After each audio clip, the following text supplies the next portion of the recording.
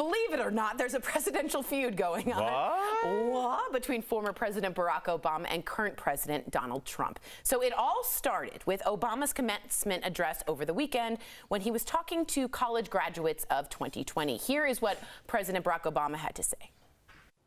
It's also pulled the curtain back on another hard truth, something that we all have to eventually accept once our childhood comes to an end.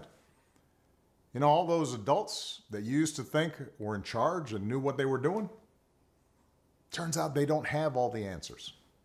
Doing what feels good, what's convenient, what's easy, that's how little kids think.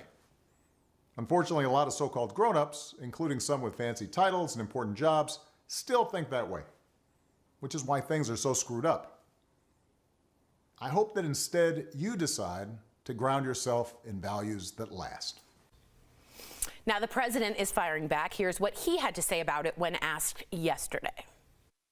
Look, he was an incompetent president. That's all I can say. Grossly incompetent. Thank you. Okay, so I want to get to both of you. Something that's really important in D.C. is when one president leaves the White House in the helicopter and the other president sees them off. It's called transfer of power, and it's what separates us from dictatorships, that we calmly and peacefully give off to the next person in the next round. And right now, we're seeing something we rarely see, which is a former president getting in a feud with a current president. Lindsay, how do you feel about this? I mean, I think a former president, like you said, criticizing a sitting president is bad form. It's considered that. A lot of people have not done that and stayed away from that for a reason.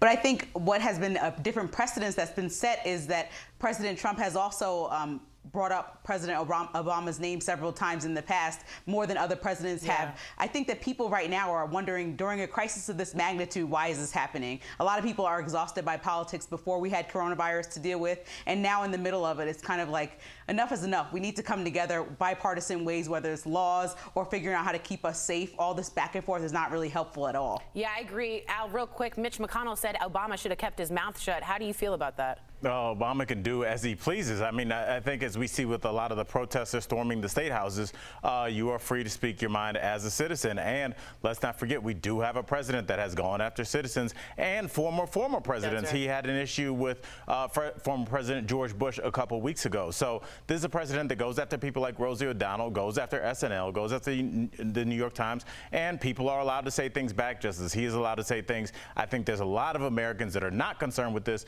but more concerned with the 35+ million people out of work right now. So I think that's what people are concerned with. Well, there you go. Let's get to that point. More and more of America is returning to this new normal.